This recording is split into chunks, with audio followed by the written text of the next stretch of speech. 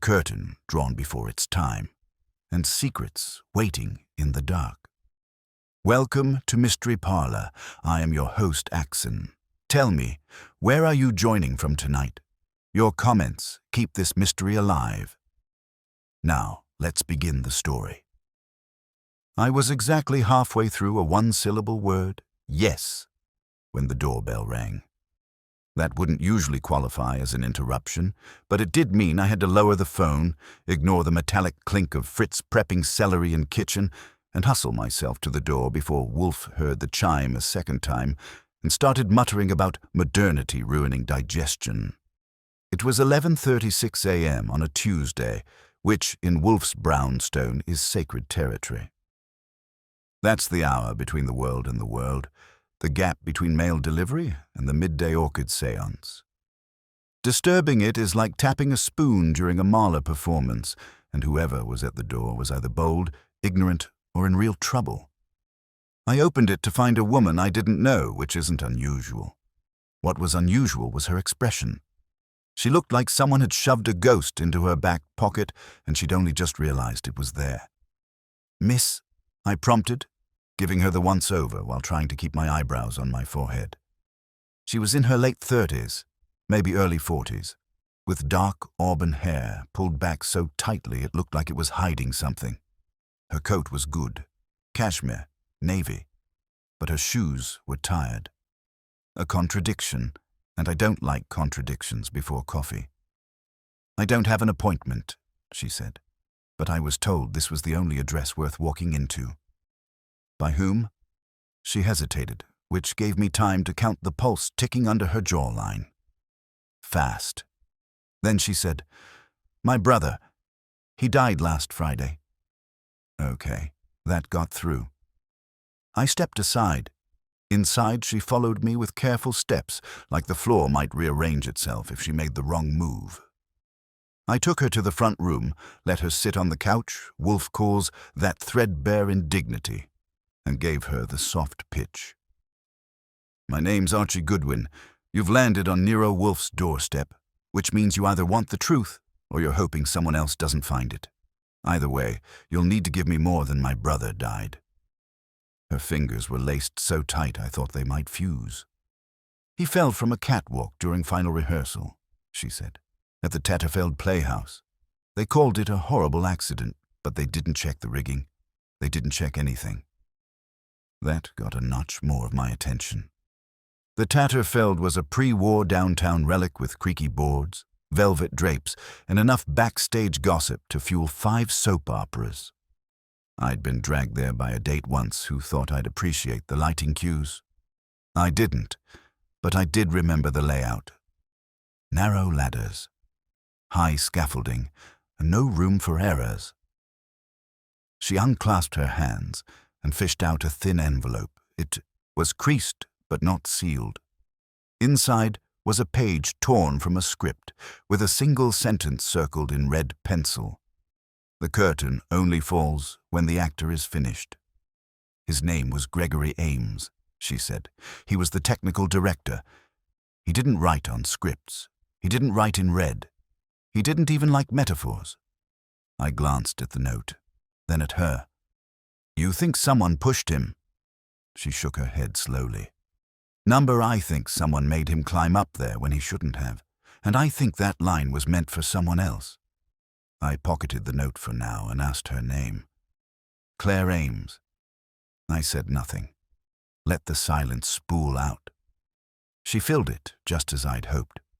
Greg and I weren't close lately.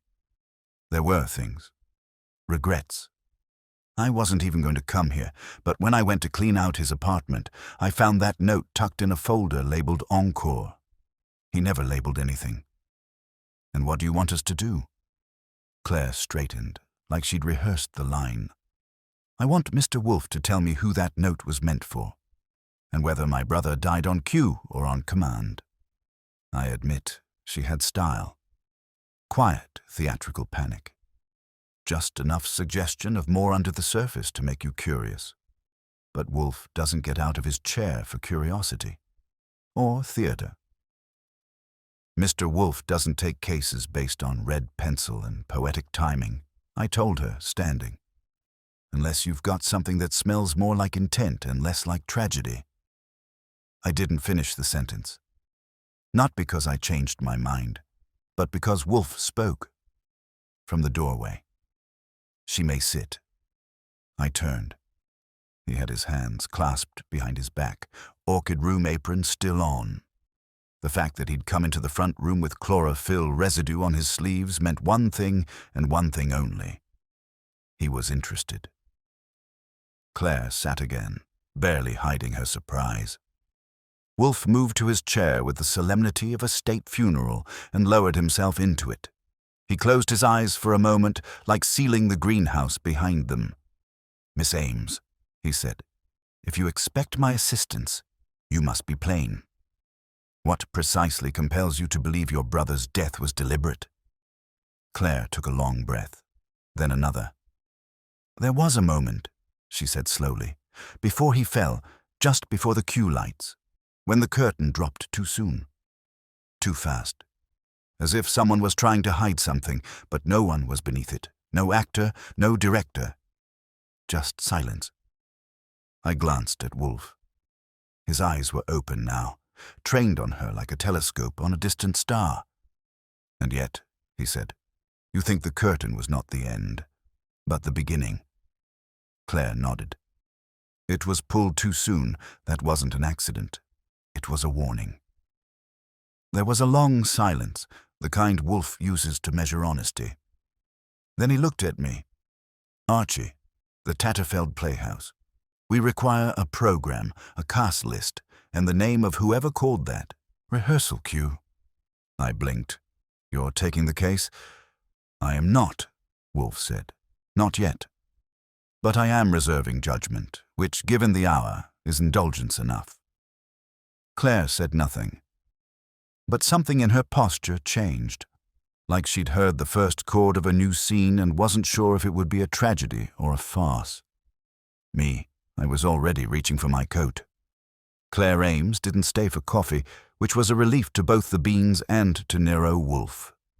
She stood after Wolfe dismissed her with a nod so imperceptible it might have been mistaken for gravity at work, and I walked her to the door with a polite, "We'll be in touch." I didn't ask her how she was getting back to Midtown, though I had a hunch she wouldn't mind the walk. Some people need motion when everything else stands still. By the time I returned to the office, Wolfe had removed the greenhouse apron and was seated behind his desk, stewing silently. I took my usual chair and gave him a minute in case he wanted to speak first. He didn't. So I took initiative, which is my primary function whenever the scent of an actual case wafts into the brownstone. "I looked her up," I said, flipping open my notebook. "Claire Ames, 39, unmarried, freelance dramaturge, whatever that entails. Last gig was assistant editor on a published anthology of American stage monologues. Lives alone in a co-op on East 72nd. No priors, no scandals. Just one dead brother and a sense for poetic timing." Wolfe grunted. That meant continue. Her brother Gregory Ames, Greg to friends, was indeed the technical director at the Tatterfeld Playhouse for the past 6 years. No notable accolades. Known in the circle as reliable, invisible, and obsessive about safety. He didn't fall often, figuratively or literally. That earned me a glance. According to preliminary reports, he was on the lighting catwalk during final cue rehearsal. No one saw him fall, but they heard the crash. EMS declared it an accident. No autopsy requested. The show's still scheduled to open next week. Wolfe's eyes closed again, but it wasn't fatigue. It was distillation. That's what he does. Takes everything in, runs it through his internal press, and waits for what rises to the surface. "You're going there," he said after a beat. I nodded.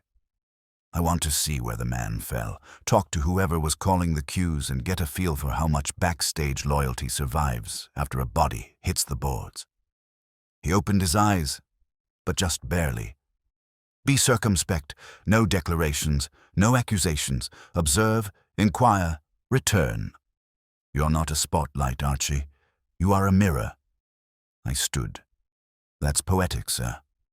I am indulgent.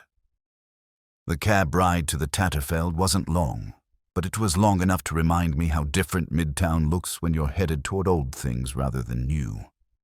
The Tatterfeld was tucked between a Turkish restaurant and a tailor who hadn't updated his window display since Eisenhower.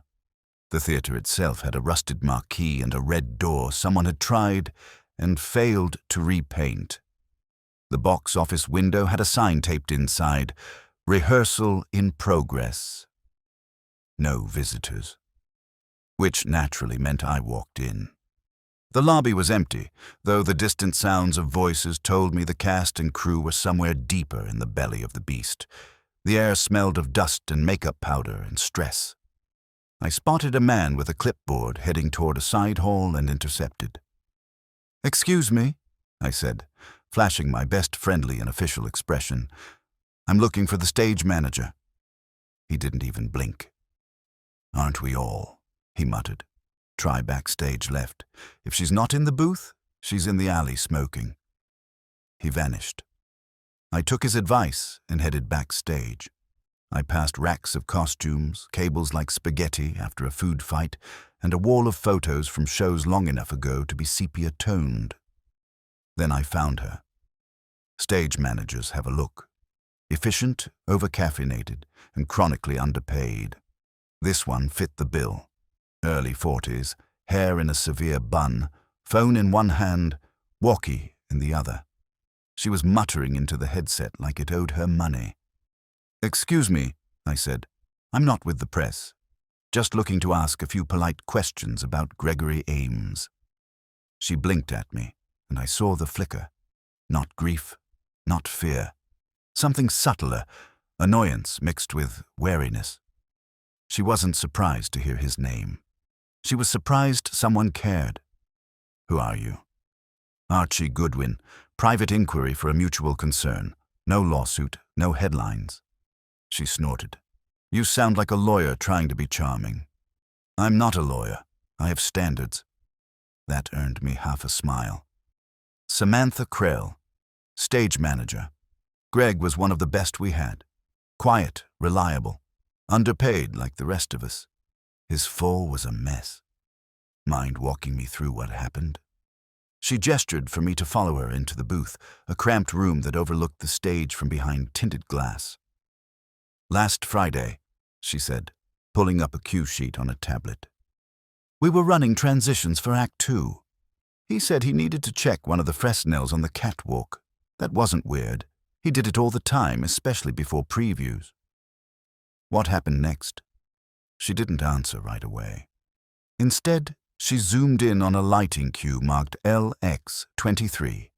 Blackout partial, curtain pre-drop. It was highlighted in yellow. "This is the weird part," she said. "That cue ran 4 seconds early. I didn't call it. No one else should have had control, but the board responded as if it had." "You think someone tampered with the board?" She shrugged. "I filed a report. But theater tech is like plumbing. You don't know what's wrong until something floods. Anyway, the curtain dropped. Greg was still up there, and the next sound we heard was the fall. When we got to him, he was already gone." "Anyone up there with him?" "Number, that's the problem. He wouldn't have gone up if he thought anyone else was futzing with the panel. He was strict about that." "Could someone have faked a cue?" She gave me a look. "Not without access and password. No one uses his login. It was his private domain." I paused, then pulled out the page Claire had left with us.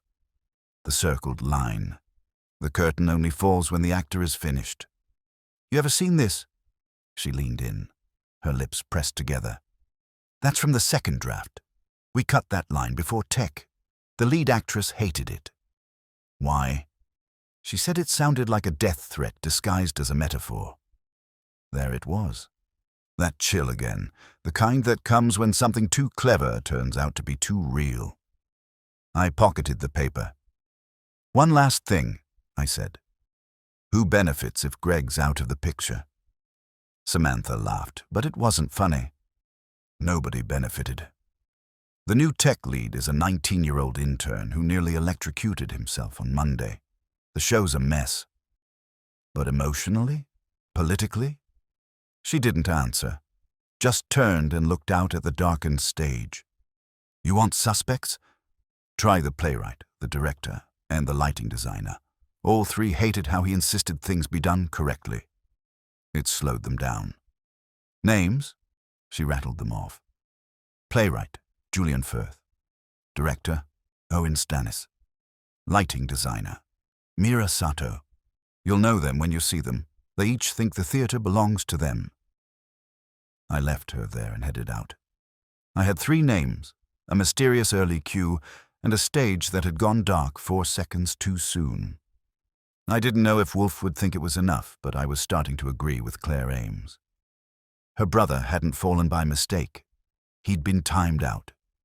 And someone had called the curtain before the scene was done. By the time I got back to the brownstone, it was nearing 4 o'clock, and Fritz was in the kitchen prepping lamb in a way that would make most mortals weep with gratitude. I hung my coat, grabbed a glass of water, and headed into the office, where Wolfe was seated with his eyes half-lidded in the attitude of a man who had reluctantly allowed the world into his sanctuary for the day, and now regretted the decision. He didn't ask if I had anything useful. That was beneath him. He simply shifted in his chair with the faintest noise of upholstery and said, "Report." I gave it to him clean. Names, locations, tones, contradictions. Samantha Crowell's sharp-edged efficiency, the uncalled cue that somehow ran anyway, the line from the second draft that should have never made it into Gregory Ames' folder. I watched his fingers twitch when I repeated what she said about the playwright and the lighting designer. That twitch, for the record, is the Wolfe equivalent of a gasp. When I finished, he didn't immediately reply. He just stared at the top corner of his desk like it had offered him insult. 3 people, he said finally. All in conflict with the deceased. All with access to the environment, if not the method. I nodded. Crowell said they each thought the theater was theirs. One of them must have decided Greg didn't belong in it. Wolfe grunted. Perhaps. But ambition is not guilt. It must be paired with opportunity, motive, and concealment. He closed his eyes. I knew the drill. I gave him a few seconds to swim through whatever internal lagoon of logic he was paddling in, then offered a nudge. Claire Ames said Greg never wrote in red. So either someone planted the note, or he left it as a warning for someone else. Wolfe's eyes opened. Precisely. And you believe the stage manager was truthful? Seemed sincere. But she was also practiced. People in live theater know how to hit their mark and make it look like real feeling. She provided the script origin of the note?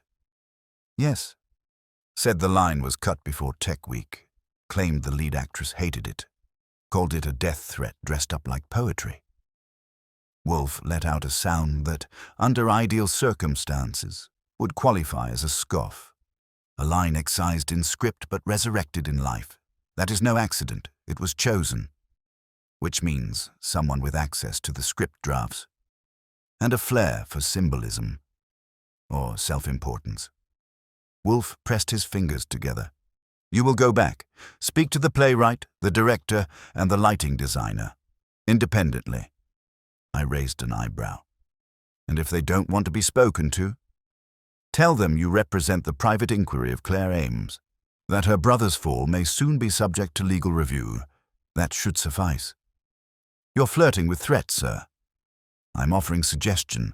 If they hear threat, that is their conscience's doing. He was right, as usual. I jotted a note to call Saul Panzer later for a quiet cross-check on the 3 suspects and their entanglements. In the meantime, I had a second visit to make. Wolfe didn't like double-dipping the same scene, but I was already swimming in that river and wasn't about to paddle back without turning over a few more rocks. This time, when I arrived at the Tatterfeld, they were striking the set for the evening and rearranging lighting gels. I found the playwright first, Julian Firth. He was in the green room wearing a cravat, which is a choice only acceptable in 3 circumstances: 19th century portraiture, neck injuries, or being too pretentious to feel shame. He was pacing, muttering to himself about rhythm and punctuation, and didn't look pleased to be interrupted. "Mr. Firth," I said, "I'm Archie Goodwin. I'd like a word about Gregory Ames." He looked up. His eyes were bloodshot, and his mouth had that pinched, trembly quality that comes from too much self-seriousness and not enough coffee. "I've already said everything I intend to say," he snapped. "It was a tragedy, a pointless, ghastly tragedy. You'll forgive me if I ask for clarity instead of adjectives. You wrote the line in question, didn't you?" He blinked. "Which line?" "The curtain only falls when the actor is finished." That got him. He took a half-step back, then narrowed his eyes. "Yes, I wrote it and I removed it. Too portentous." Who else had access to that draft? He bristled. "Anyone in production. I emailed the early pages to the director, the lead, the lighting designer, and Greg." "Did anyone fight you on cutting it?" Firth sniffed. "Owen, that's the director, liked it, actually. Said it gave the moment weight. But Mira hated it, thought it was melodramatic." "And Greg?" A pause. "I don't think he ever said. He didn't engage with the script. Just the lighting notes. He didn't care for metaphor. I let him stew a second. Then, did you and Greg ever argue?" Another pause, this one shorter. "We had creative differences. He was slow, always insisted on extra run-throughs and safety briefings. He said risk didn't belong in art. I said the same about tedium. That's not exactly motive, but it is friction." Firth looked suddenly weary. "If you're implying I murdered him with a metaphor, I suggest you buy a ticket to the play. It's equally improbable." I didn't bother pointing out that improbability and murder are old dance partners. I left him to his pacing and made for the lighting booth. Mira Sato was younger than I expected. Early 30s, slight, with a severe haircut and a gaze like a scalpel. She was adjusting some dimmers when I introduced myself. "I don't have long," she said, not looking away. "Tech Week. Just a few questions. Did you ever see this line before Greg died?" I showed her the note. She frowned, took it carefully, and nodded. "It was in an early draft. I told Julian to cut it." "Why?" "It was too final. Theater has enough death in it already. We didn't need the script implying more." "You and Greg get along?" She was silent for a beat. Then, "He was meticulous, precise, obsessive. That's good in lighting design, bad in collaboration." "Did you ever have a fight?" She hesitated. "Not exactly, but I asked him to run a secondary program last week. Fast-track transitions for preview night. He refused." "Why?" "Claimed it was unsafe, that we hadn't rehearsed it enough. He was right, technically, but it meant the director had to cut 2 beats of blocking." "And that caused friction?" "You're assuming we needed more friction. We were already a bonfire." That told me what I needed. I thanked her, took the note back, and went to find the last name on my list. Owen Stannis, the director. He was outside in the alley, smoking with the flair of someone who'd taken a class in how to do it dramatically. Late 50s, tousled grey hair, scarf even in July. I introduced myself and didn't bother with preamble. "Did Greg have enemies?" Stannis exhaled smoke and smiled. "Greg had standards. That made him unpopular. But no one wanted him dead. Not really." I showed him the line. He studied it. "I like this line. Julian cut it. I disagreed, but I wasn't the playwright. Did you ever talk about it with Greg?" Number he wouldn't have cared. He was lights and ladders. Script didn't touch him. "But you liked it?" "Yes," Stannis said, his eyes distant. "Because it was true. The curtain falls only when someone's finished. That's the rule. And Greg was never finished." There was something in his voice, something tight and dry like paper rubbed between fingers. I marked it, thanked him, walked away. 3 suspects, all connected to the line, all with reasons to dislike a man who wouldn't bend, all present when the curtain dropped too soon. And one of them, I was sure, had pulled the metaphor a little too far. I got back to the brownstone at just after 7, and Wolfe was already in the dining room. I joined him, as was customary, and gave him the summary he expected while Fritz served the lamb, roasted with rosemary, crusted with peppercorns, and paired with something green and virtuous that Wolfe ignored entirely. He listened as he chewed, absorbing the interactions with Firth, Sato, and Stannis the way a banker might appraise securities, with detached scrutiny and an eye for fraud. I told him about the cravat, the creative disagreements, the reluctance to admit hostility outright. Wolfe didn't grunt this time. He simply placed his knife precisely beside his plate, wiped his mouth, and leaned back as though concluding a lecture to a room full of imbeciles.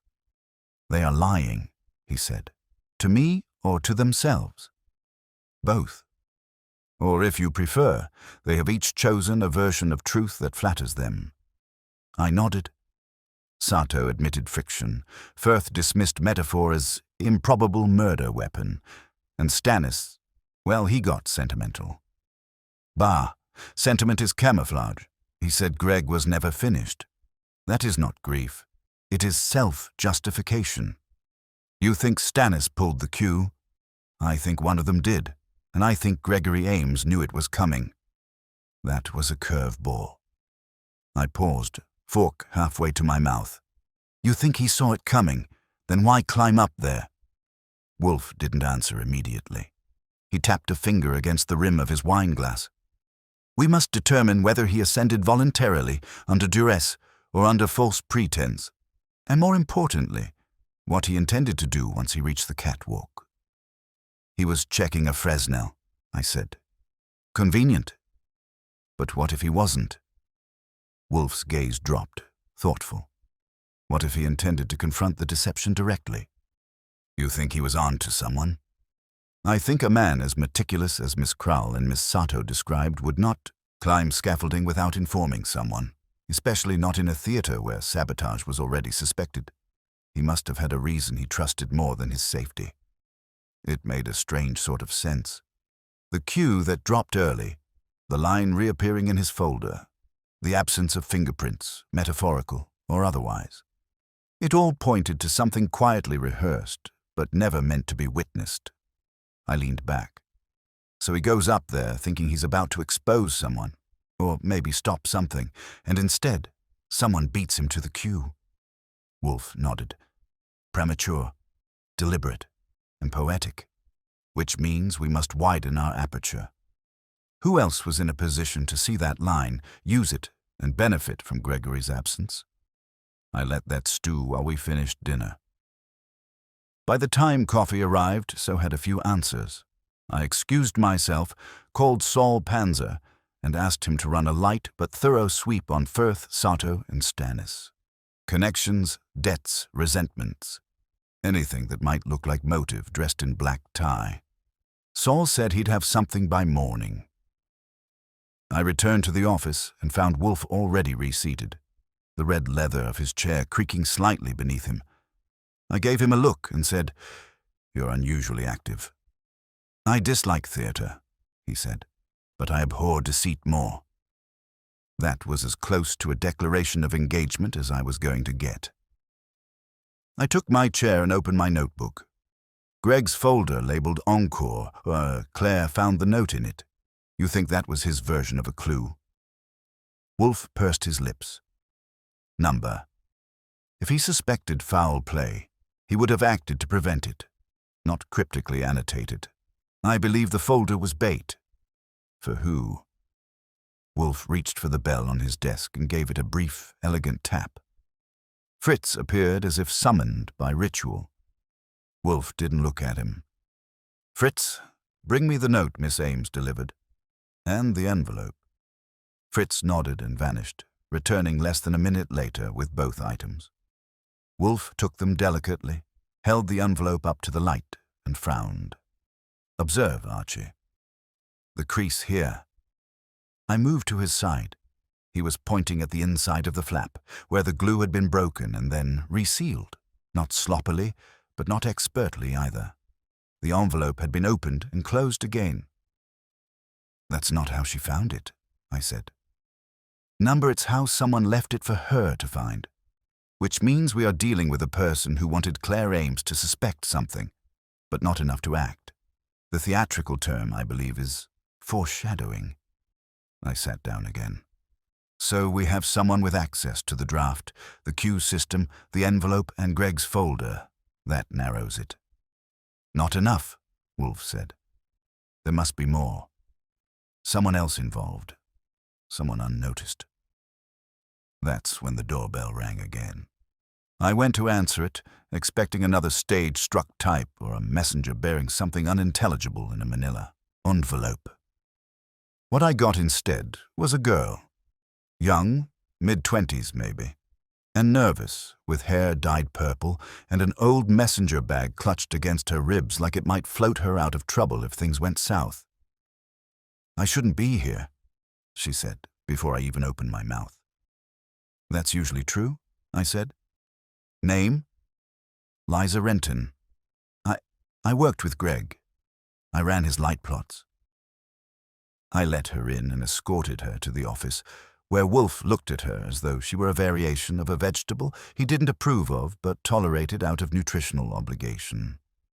She didn't sit until I told her to, and when she did, it was like someone was going to charge her for the cushions. I know I shouldn't be talking about this. I signed things, but something's not right. That folder, that note? Greg didn't put that there." "You're certain?" Wolfe asked. She nodded rapidly. "Greg was digital. He hated paper. If he printed something, it was important, and he filed it meticulously. But that folder, it was stuffed behind an old prop list from last season. You saw it." "Once. By accident. I was helping him pull some old dimmer schematics. He told me never to touch anything in that drawer again. He was serious. And yet," Wolfe said, "the folder was left in plain view for his sister." With a metaphor he did not write. Liza swallowed. It wasn't right. So yesterday I went back. After everyone left, I checked his desk. The top drawer, the one with the thumb lock. Someone had forced it. There were scratches, fresh ones. Now we had something. "Did you see what was missing?" I asked. She hesitated, then reached into her bag. "I don't know if this matters, but this was under the drawer liner. I don't think they saw it." She handed me a folded piece of graph paper. On it were names, initials, and what looked like call times and rigging orders, but halfway down, one line was underlined twice in green. "LX-23, override enabled. Priority access." JSI looked at Wolfe. "Julian Firth?" Wolfe's expression didn't shift, but his hand extended. I gave him the paper. "JS," he repeated. "Unless Mr. Firth uses a pseudonym, that's unlikely." I frowned. "Then who?" Wolfe closed his eyes. "You will find out. Tomorrow you will return to the Tatterfeld. This time inquire about initials. Everyone with those letters. Assistants, interns, crew, cast. Especially those who handle Q assignments." I nodded. "You think the suspects are playing out someone else's script?" "No, Archie," Wolfe said, his voice low. "I think someone staged a scene to frame the wrong character." And the curtain, as they say, was only starting to rise. The next morning was grey and mean, with the kind of low cloud cover that made the city feel like a set waiting for a scene that wouldn't start. I had my coffee early, skipped the eggs, and headed back to the Tatterfeld, with Wolfe's instructions burned into the back of my skull. Initials, Q control, and anyone named JS, who had enough clearance or nerve to stage a murder with timing more precise than a Swiss watch on opening night. The theater was quieter than before. The stage lights were off, The chairs empty, and the place felt hollowed out, as if it was mourning something it couldn't name. I found Samantha Krall in the production office, flipping through a binder and muttering under her breath. She looked up when I came in and didn't bother to hide her irritation. "You again." "Don't worry," I said. "No metaphors this time. I'm here on a scavenger hunt. I need a list of everyone connected to the lighting and cue systems. Anyone with cue board access, backup control, override credentials, or even the habit of leaning too close to a switch." She stared at me like I'd just asked for her birth certificate and dental x-rays, but she eventually pulled out a yellow legal pad and started jotting. "Cue authority is limited. Officially, only me and Greg. Since he died, I've taken over both cue boards, though Mira Sato's got soft access for patching sequences." "What about interns or assistants?" "No one's supposed to touch anything without me or Greg present, but there's one guy." She trailed off. I waited. She didn't need much nudging. Jamie Stratton, college kid, tech intern, smart but green. Greg was training him. He shadowed almost everything. I tapped my pen. That'd be JS. She nodded slowly. "Yeah, but Jamie wouldn't. He's quiet. Polite, always early. Hell, he cried when Greg died." "Polite people are often underestimated," I said. "Where can I find him?" She looked hesitant.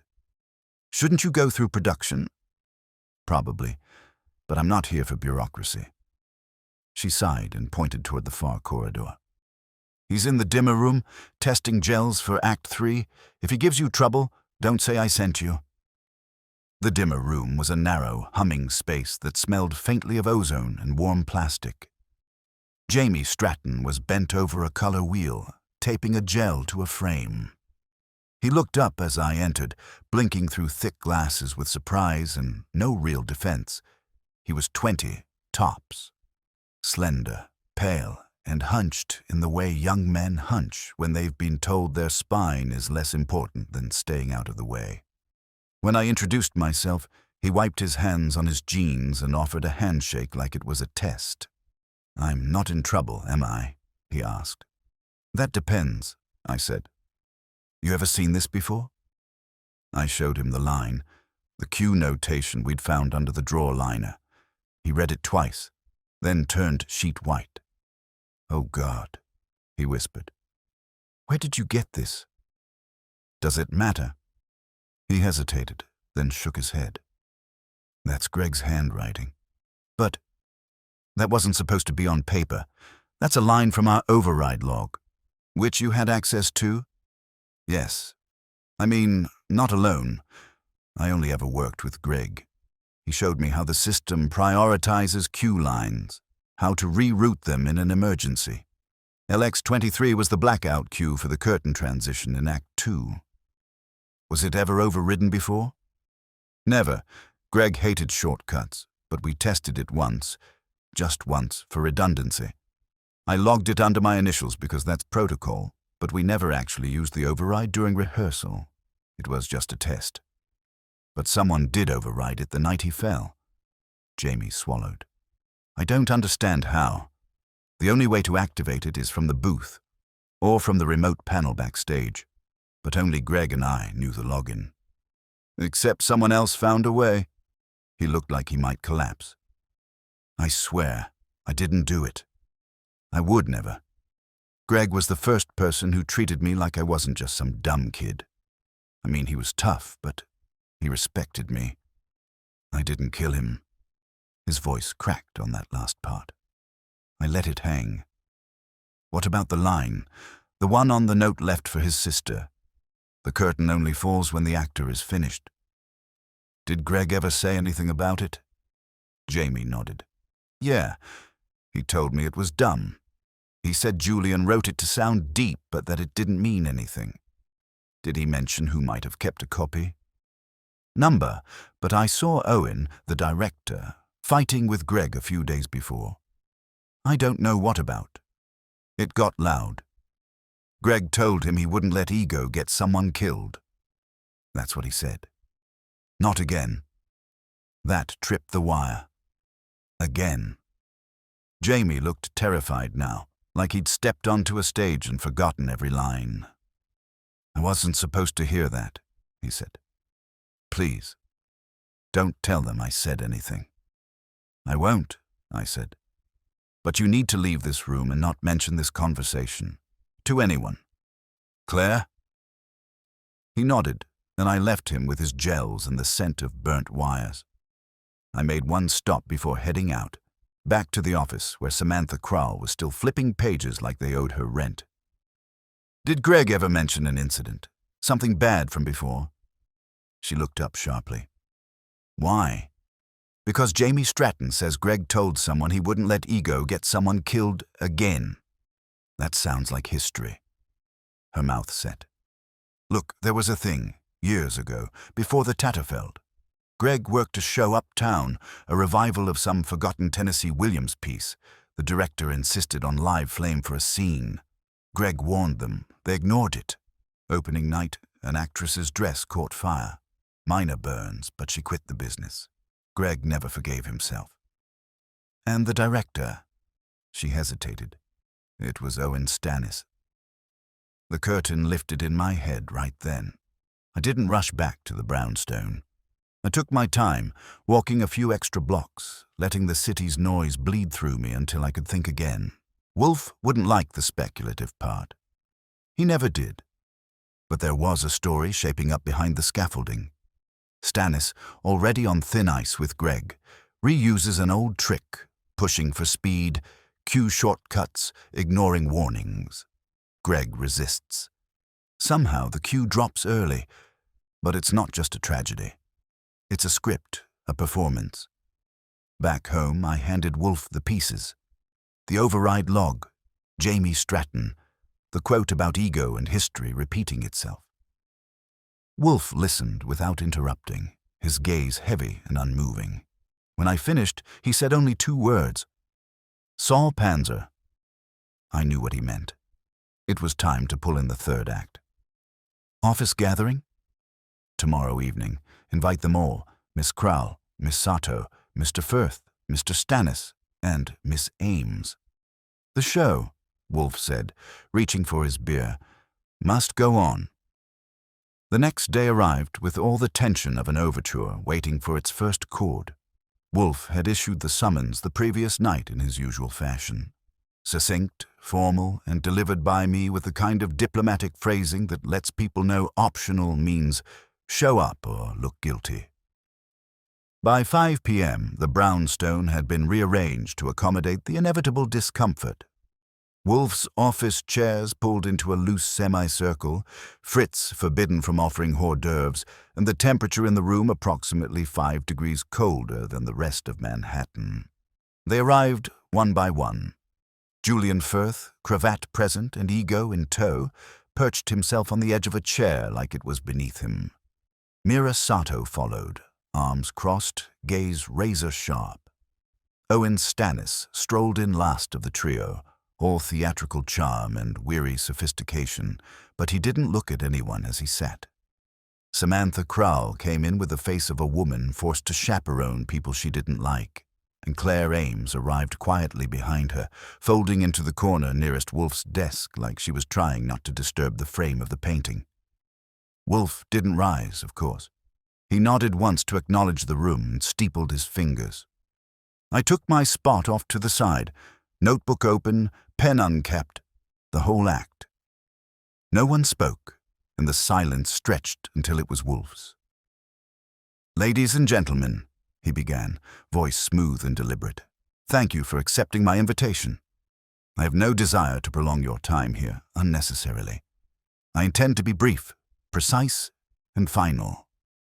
Julian Firth shifted. Mira Sato crossed her legs. Stannis tapped one shoe in a rhythm that might have belonged to a forgotten waltz. Claire sat still. Wolfe continued. "Your colleague, Gregory Ames, fell to his death during a rehearsal for your production at the Tatterfeld Playhouse. Authorities deemed it an accident. His sister believed otherwise. As did I. Now I no longer believe. I know." There was the first rustle.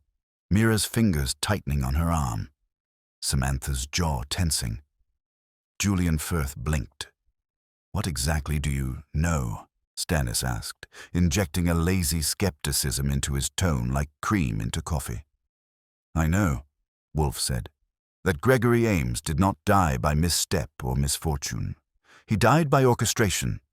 Someone timed his death, arranged the cues, and disguised the act with a clever fiction, layered in metaphor, timing, and assumed ignorance." He turned slightly toward Claire. "Your brother left a note you believed was a clue. A line from a discarded script draft planted in a folder labeled Encore. But it was not a message. It was a stage direction. For you. Someone wanted you to doubt. Not enough to act decisively, but enough to stir the water." Claire swallowed but didn't speak. "That line," Wolfe continued, "could have only come from someone with access to the earliest draft of the script. Miss Sato rejected it. Mr. Firth authored it. Mr. Stannis, you supported it, but it was cut." "Because it was overwrought," Firth said. "Because it was telling," Wolfe corrected. "It announced intention, and someone reused it, not as literature, but as misdirection." He let that sit. No one replied. "Gregory Ames discovered something," Wolfe said. "Not a technical error, but a pattern. Someone was experimenting with override cues, not during rehearsal, but between them. He logged 1:63, the cue that dropped to the curtain too early the day he died. It had been tested. Once.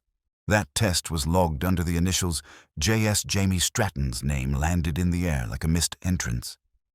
"Jamie didn't kill Greg," Mira said quietly. "No," Wolfe agreed. "But his login did, and his inexperience made him the perfect shield." "Who would do that?" Kral asked. Wolfe finally shifted forward. "Someone with experience.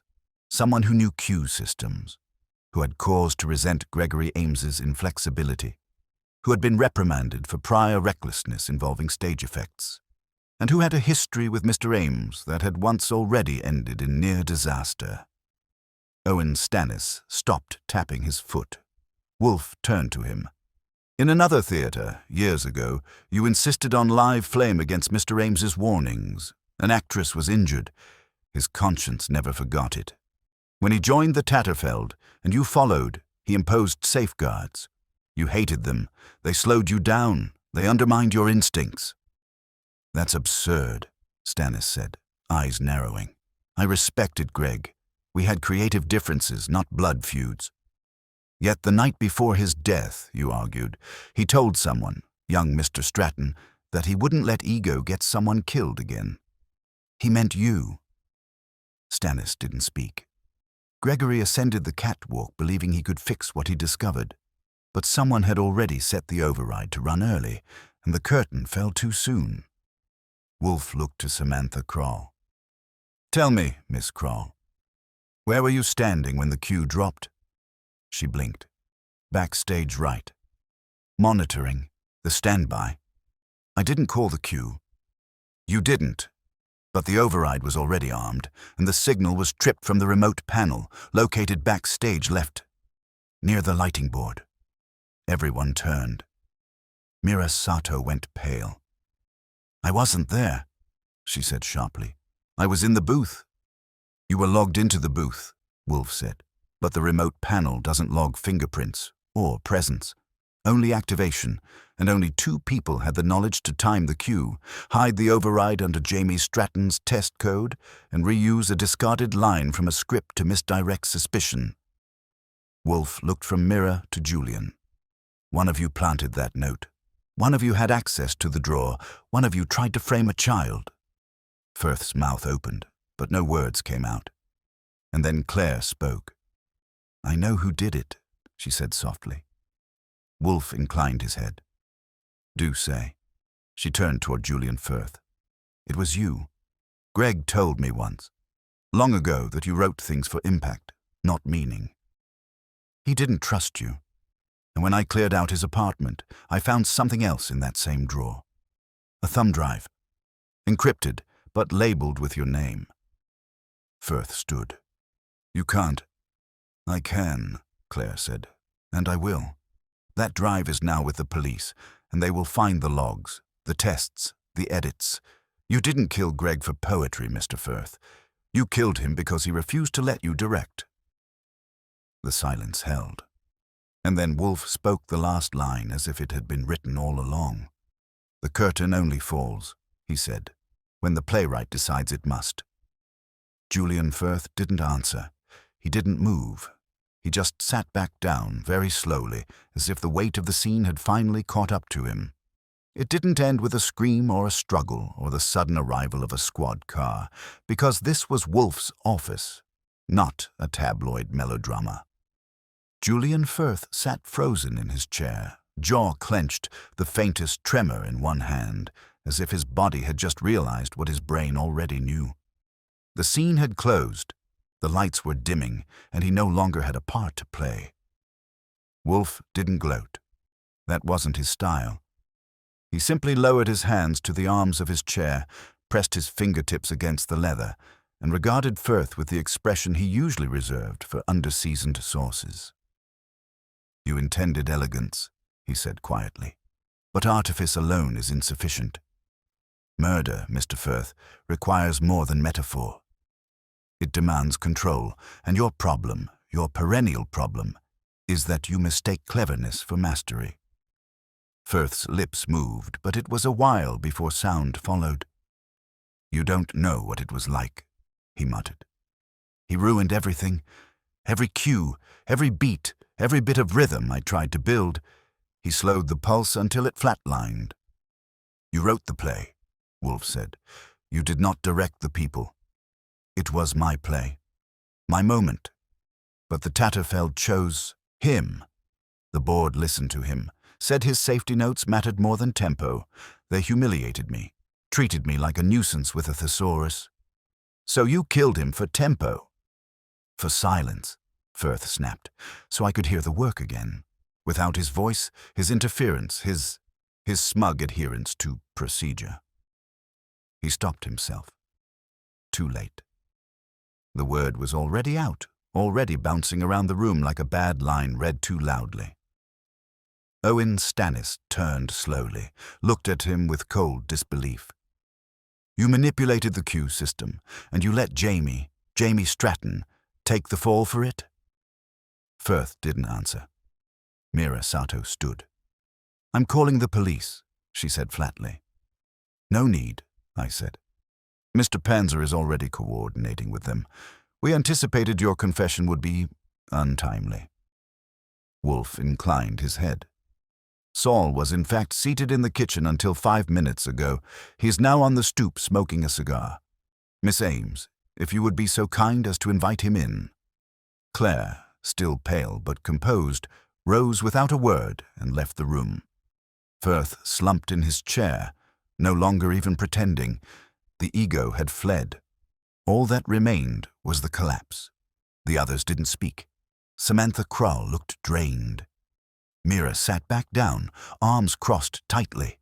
Owen Stannis kept his eyes on the carpet, and then Saul entered, quiet, efficient, and unmistakable in the doorway.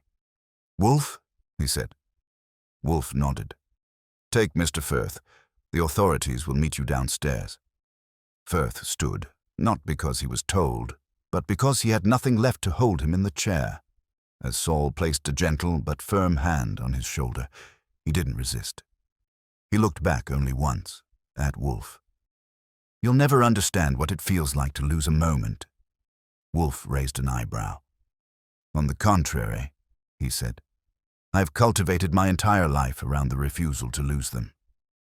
They left, sir. The room was quiet again, except for the subtle creak of leather and the scrape of Claire adjusting in her seat. Wolfe glanced at her. You have your answer, he said, though I suspect it is not the one you hoped for. Claire nodded slowly. It's the one Greg deserved. Wolfe didn't reply. He simply closed his eyes, and for a moment I could see how deeply the whole thing had burrowed into him, not because he mourned the man, or the art, or even the outcome, but because it had required artifice to untangle artifice. And that, to Wolfe, was wasteful. The others filed out with varying degrees of silence. Samantha offered me a tight nod. Mira Sato murmured something about needing time. Owen Stannis stayed a moment longer, hand hovering over the back of his chair before he finally spoke. I never knew Greg had said that. About me, about what happened before. Wolfe opened his eyes. You did. You simply chose to forget it. Stannis accepted that without argument. He left without another word. When the door closed behind him, Wolfe finally exhaled.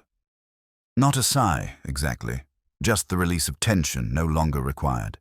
He glanced at me. You have a report to type. I know. And Claire?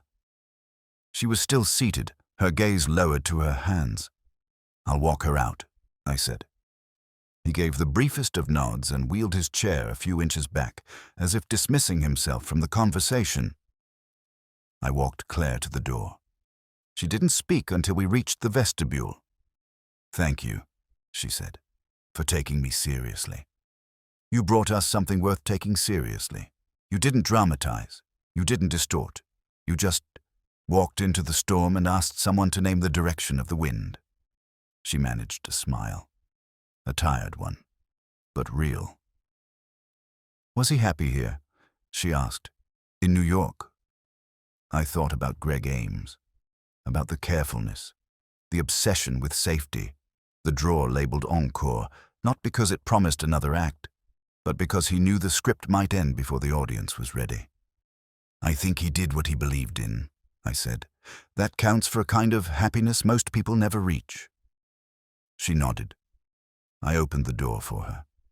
She stepped into the late afternoon air and vanished down the steps, out of sight. Back inside, the brownstone exhaled. It always does, after a case. The walls settle, the silence thickens, and Fritz reemerges like a man released from a vow of stillness. I returned to the office, poured myself a splash of sherry, and sat down across from Wolfe, who was leafing through a botanical monograph like nothing at all had transpired. You know, I said, the whole curtain falls when the actor is finished line. It wasn't a bad metaphor. Just miscast. He didn't look up. The fault lies not in metaphor, Archie, but in those who wield it without regard for consequence. That one's going in your biography. He grunted. We sat like that for a minute. No case left, no suspects to chase, no cues misfired. Just the brownstone, intact again. Wolfe finally turned a page and muttered, Dinner will be delayed. Fritz required the kitchen. I glanced at the clock. Tragedy. Shall I call it sabotage? If you must. I raised the sherry in salute. Wolfe did not reciprocate, but his fingers barely stopped moving. The curtain had fallen, but not for us. Not yet. The thing about closing a case is it never quite closes. Not for Wolfe, not for me. The headlines would get it wrong, if they touched it at all. Maybe a 2-inch column in the back of the Times, something under a theatre notes roundup. Playwright Julian Firth arrested in connection with Tatterfeld tragedy. A few words about sabotage, artistic obsession, maybe a vague nod to technical irregularities. But no real detail. No mention of how a drawer half-closed led to a confession, or how a single line of dialogue played its final scene on paper instead of stage. The public never wants the whole truth. They just want the right exit. Wolfe, of course, was content with that. He had no interest in fame and less than none in applause. Once Firth was escorted out by Saul and the dust settled, Wolfe resumed his routine like he'd never paused. That night, we had sweetbreads for dinner. Fritz had paired them with a delicate wild mushroom ragout, and Wolfe devoured it with the calm satisfaction of a man restored to order. No mention of Gregory Ames, no lingering over motives or metaphors. Just orchids, schedules, silence. But I wasn't quite ready to let it go. There was one more visit I had to make. The next morning, while Wolfe began his ritual communion with the orchids, I skipped the coffee, pulled on my coat, and made my way uptown to a low-rise building tucked between a juice bar and a dry cleaner. The glass door read, Arts Maintenance Office, East Division. I buzzed, got no response, then tried again. Finally, the door clicked open, and Jamie Stratton leaned out with a face that looked like it hadn't slept since his cue got overwritten. He didn't say anything when he saw me, just stood aside and let me in. The place smelled of solder, paper dust, and fear. There were coils of cable along the back wall, a stack of cracked dimmer boards leaning like tired soldiers, and a corkboard covered in photocopied schedules. Jamie led me to a battered desk and sat. "You don't have to say anything," he said quietly. "Good," I said, "because I'm not here to lecture. I'm here because your name got dragged into something and I wanted to see if it stuck." His eyes met mine. They were clearer than before, but not by much. "It wasn't your fault," I added. "You were used. Not just as a distraction, but as camouflage. Firth needed your name in the system so he could run the queue without Wolfe noticing the pattern too soon." "I know that now," he said. "Doesn't make it feel better." "No, it doesn't. But here's the part that might. Greg left your name on the override log because he trusted you. That test you did together, he used your initials because he wanted credit where it was due.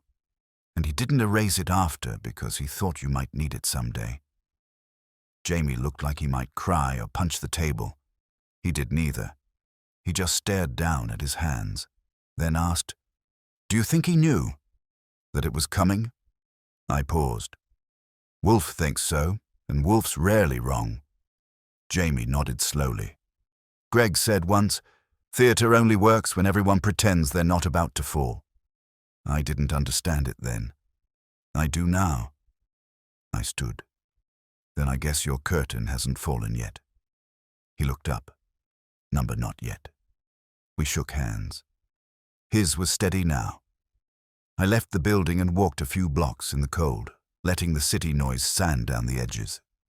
Back at the brownstone, Wolfe was in his chair with the latest gourmet and the satisfaction of a man returned to his natural altitude. I gave him the update, brief and undramatic. He didn't look up. "I suppose the boy will recover," he said. "Eventually." "And Miss Ames?" "Left the city this morning. Said she had pages to edit and a life to rearrange. She thanked you, by the way." I did not act for gratitude. "I know. But you got some anyway." He turned the page.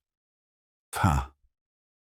Fritz entered then with a tray of soft goat cheese and toast points, and Wolfe abandoned the magazine like it had never deserved his attention in the first place. He motioned for me to take the chair beside his desk. "The crime was not complex," he said as he spread the cheese. "It relied on performance, not concealment. A note, a misplaced folder, a cue repurposed. The only brilliance in it was its simplicity." I sat. "You've said before that the best lies are short." "Yes, but this one erred in repetition. The use of the discarded line, once in print, again in code, was indulgence. That is always fatal. Firth was a playwright. He couldn't help it." "No," Wolfe said. "He could, but he didn't want to. There's a difference." He ate in silence for a moment. I waited, knowing him too well to break it. When he finally spoke, it was quieter. He killed for authorship. Not for money, not for revenge. He wanted the narrative to belong to him again. That is why he failed. I leaned back. Because real narratives don't belong to one person? Because real narratives defy control, Wolfe said. And murder, Archie, is the most uncontrollable narrative of all. He reached for his beer, took a sip, and then added with a slight twitch at the corner of his mouth. "And now, since no one is presently trying to kill anyone, we may resume our dinner schedule. Tell Fritz to make the trout." I stood. "Whole or filleted?" "Whole. Bones remind one of precision." I left him to it and crossed into the kitchen where Fritz was already slicing lemons. Outside, the sun was setting behind a row of buildings that had watched it set too many times to be impressed. The city would keep moving. The curtain would fall again for someone else, somewhere else. But in the brownstone, for now, the act was finished, and the lights stayed on. Wolfe always claims to dislike epilogues. The conclusion, he once told a client, while folding napkins with more precision than most people reserve for blueprints, is the thing itself. If it requires explanation, it was not a conclusion. But even he knows that life doesn't tie itself off neatly just because you've pointed to the villain and said, "There." So it didn't surprise me when, 2 days after Firth had been handed over to the DA's office and Jamie Stratton had officially been cleared, we got a visit. Not a new client, not a new crime, just a quiet return. Claire Ames came back. She rang the bell just after 11 in the morning, enough time for Wolfe's orchids to have been properly adored, but not quite enough for his appetite to have been aroused. I answered the door expecting the mailman or one of the usual messengers with something that wouldn't interest Wolfe unless it came sealed in a bottle or dusted with saffron. Instead, there she was. Same navy coat, same calm eyes, but something different in her posture. Like a house had been lifted off her and she was still waiting to feel the air return. I let her in without saying anything and took her coat. She followed me into the office, where Wolfe was seated, of course, and didn't even glance up when I said her name. She didn't wait for him to invite her to sit. She just did. Wolfe looked at her then, briefly, but said nothing. Claire spoke first. "I won't take much of your time. I came because I wanted to leave something behind, not evidence, not a request, just something final." Wolfe's brows, never the most acrobatic features in the city, lifted a single millimeter. Claire reached into her bag and pulled out a slim folder. It was unmarked, but the paper inside looked worn, like it had been read and folded and read again. "This was the original script," she said. "The first draft. Greg had a copy because he always insisted on reading the whole thing, even if it wasn't his concern." Wolfe nodded faintly, motioning for her to continue. "I reread it last night. The line, the one Julian used, wasn't just a throwaway. In the original version, it wasn't a metaphor at all. It was a direction, a literal instruction to close the curtain early, a character who wanted the show to end before the final truth was revealed." She handed it across to Wolfe, who took it like he was accepting a diplomatic document. He flipped through it slowly, his lips moving slightly as he read. "It wasn't about murder," she continued. "Not directly, but it was about control, about how some people think they can fix the world by shutting it off." Wolfe finished reading, closed the folder, and laid it gently on the desk. "A self-portrait," he said. She nodded. Firth wasn't just writing the play. He was rehearsing for his defense. There was a quiet in the room then. Not the heavy kind that follows grief, but the lighter, looser kind that follows something finally being put down after carrying it too long. Wolfe didn't speak again. Neither did Claire. She stood, smoothed her coat, and turned to me. "I don't know where I'm going next," she said. "But I thought Greg would have wanted you to have that. He trusted process, and you honored it." I walked her to the door again, same as before. She didn't look back when she left this time. That was what told me the difference had landed. Inside, I returned to the office, expecting Wolfe to launch into a dismissal or perhaps summon Fritz to replace the air with something edible. But he didn't move. He was staring at the folder. Not like he was reading it again, but like it had taken root. I sat. "You all right?" he grunted. "Bah." "That's a yes." He closed his eyes briefly, opened them again, and looked at me. "Archie, what precisely is the purpose of theater?" I blinked. "You mean besides overpriced wine and confusing playbills?" He didn't flinch. "Story," I said. People pretending to be people in order to tell other people something they're too afraid to say out loud. Wolfe inclined his head. Indeed. And when it fails? Then it's just noise. He tapped a finger against the desk. Firth believed the story had to obey him, that his authorship gave him dominion. He treated people as props, their choices as lines, and when Greg refused to play his part, Firth rewrote the ending. It sat there for a second, that thought. Then Wolfe reached over and pushed the folder slightly to one side, like that was enough to conclude the conversation. But I wasn't finished. There's something about Greg I keep thinking about, I said. Something Liza Renton said, that he told her theater only works when everyone pretends they're not about to fall. Wolfe's mouth twitched. It is a fragile trust, he said. One dependent on repetition, coordination, and the illusion of permanence. Not unlike justice. Difference is, I said, in the theater, when the lights go down, everyone gets up and walks out together. Wolfe gave me a look. Spare me the sentiment.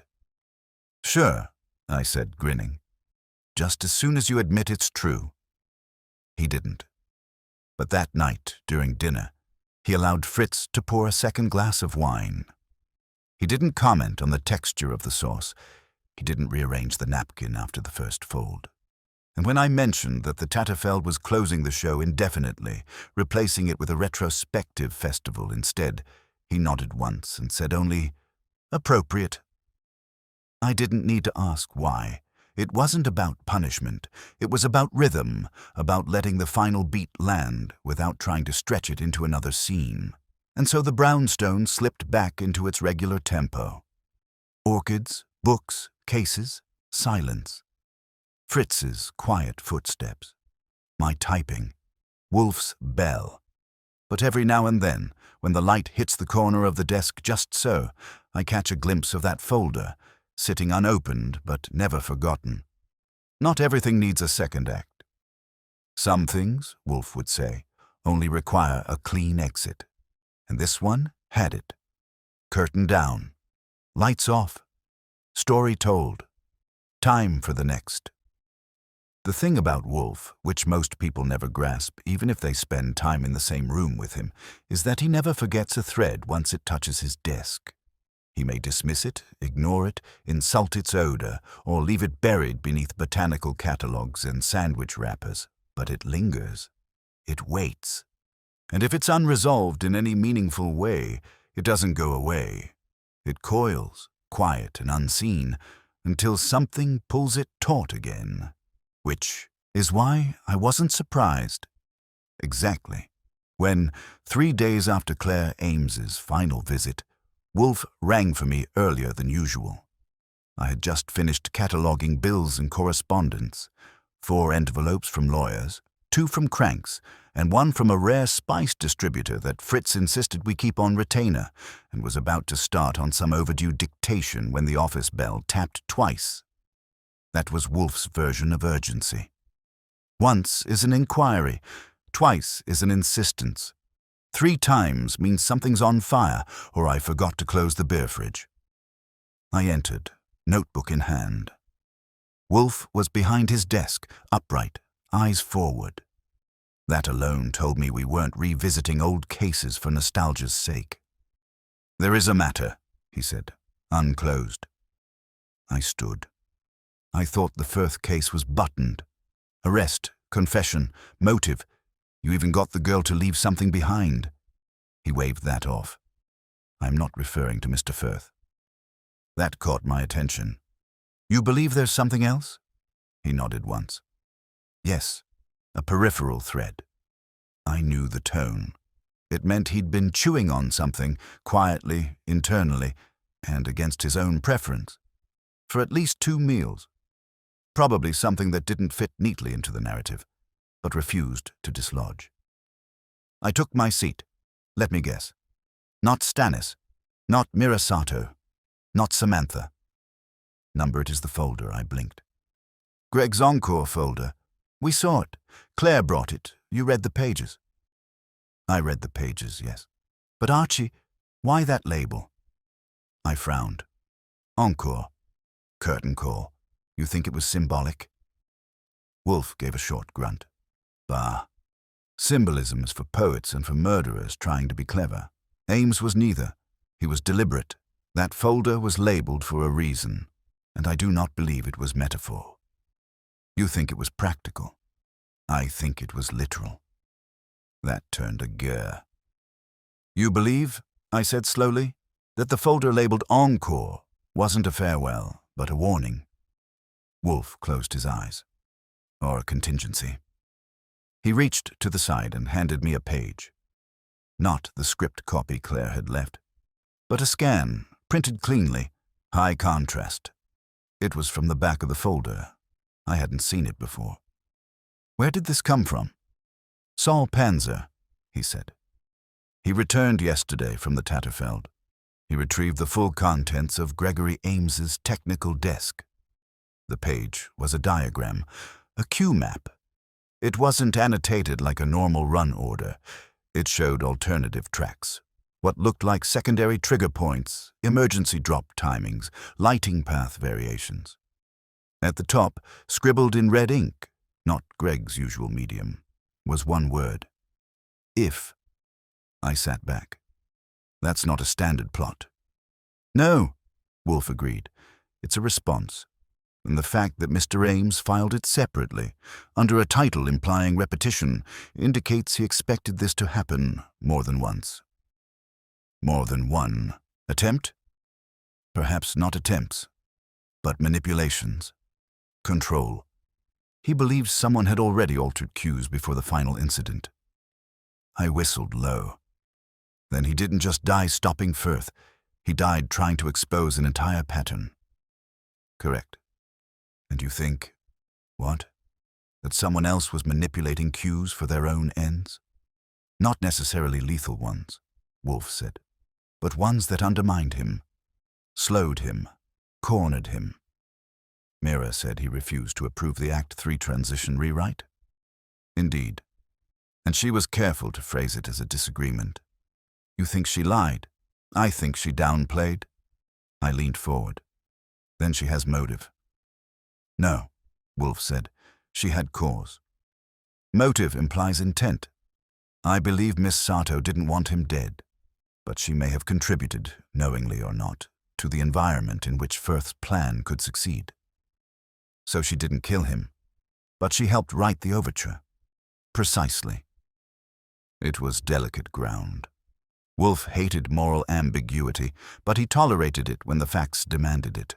What mattered was clarity. And now that we had a clearer image of Greg's last days, Wolfe wasn't content to let the picture stay half-painted. Claire should know, I said. About the page. The diagram she will, Wolfe replied. You will show her, discreetly. I stood. Do you want it kept from the press? There is no press, he said. There is only truth, and people who cannot bear it. That afternoon, I met Claire at a small cafe off Columbus Avenue. She wore grey this time, not navy, and ordered mint tea with the distracted grace of someone trying to be polite when their thoughts are elsewhere. I slid the folder across the table when the waiter stepped away. She opened it and stared at the diagram for a long time. He knew, she said softly.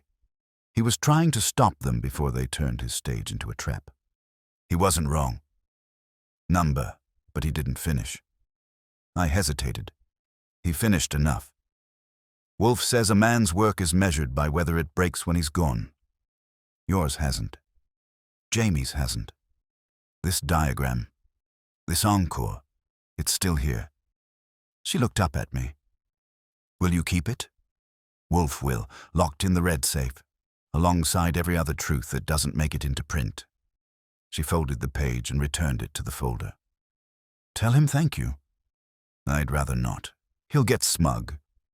That got a faint smile. When I got back, Wolfe didn't ask how it went. He was pruning a Masdevallia orchid with absurd concentration, and I left him to it. I took the folder upstairs, unlocked the red safe, and tucked the diagram beside a different one from 3 years ago. Another man who tried to warn the world in blueprints and failed just a step before the finale.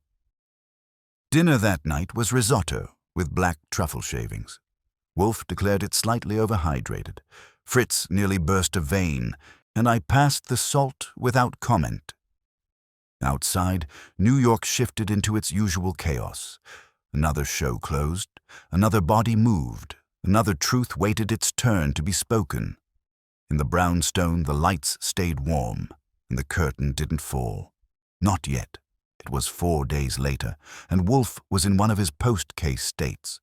Not manic, not idle, just pensive. He spent longer than usual with the orchids, asked Fritz for very precise variations on old recipes, a few of which bordered on illegal, and made only one cryptic request of me that morning. File the diagram and send a note to Mr. Stratton. 2 sentences, handwritten. That was Wolfe's version of a medal. If you didn't know the man, you'd miss the ceremony entirely. The day had been uncharacteristically quiet. No new clients, no repeat trouble. Even Inspector Kramer hadn't darkened our doorstep with cigar smoke or irritation. Wolfe had given no orders beyond his usual rhythm, and I was halfway through typing up my final memo on the Firth affair when I heard the creak of his chair. He cleared his throat, not for speech, but as a summons. I turned to him. "There is," he said, "a question remaining." I waited. Why did Firth leave the note for Miss Ames? I opened my mouth, closed it again, then said, "Because he wanted someone to notice. A sister, not a cop. Less likely to raise an alarm. More likely to ask a question. A softer reveal." "Soft," Wolfe echoed. "For a man who engineered a death? Maybe he wasn't sure he wanted her to dig." "Indeed." He closed his eyes. He wanted recognition. Not discovery, but her persistence forced a different ending. She rewrote the act. "No." He opened his eyes. "You did." He looked at me for a moment, and that was the whole thing. No speech, no sentiment, just a look that meant I had played the part, hit the marks, not tripped on the scenery. In Wolfe's world, that was the highest praise. A knock came at the front door. I rose, expecting another delivery or an over-curious reporter. It was Jamie Stratton. He looked better. Straight spine, cleaner haircut. Still clutching his bag like it was insurance, but there was a set to his jaw that hadn't been there before. "I got your note," he said. "Come in," I said. "He's expecting you." Wolfe didn't stand, of course, but he inclined his head politely. Jamie sat on the edge of the visitor's chair, still treating the space like a museum that might charge him for leaning. "I just wanted to say thank you," Jamie said, "for clearing my name, and for making sure Greg wasn't forgotten." "You're welcome," Wolfe said. "You intend to remain in the field?" Jamie nodded. "Stage design. Lighting theory. I want to teach someday." "A worthy ambition," Wolfe said. "But remember, truth, unlike theater, does not benefit from rehearsal." Jamie smiled, small but real. "I'll remember." He stood. Wolfe didn't dismiss him, but he didn't need to. Jamie offered his hand. Wolfe, to my astonishment, shook it. After he left, Wolfe resumed reading. I returned to my desk and closed the case file. That night during dinner, Wolfe allowed himself 2 servings of roast duck. Fritz took it as a victory. I let it pass without comment. The storm had moved through. The brownstone was still standing.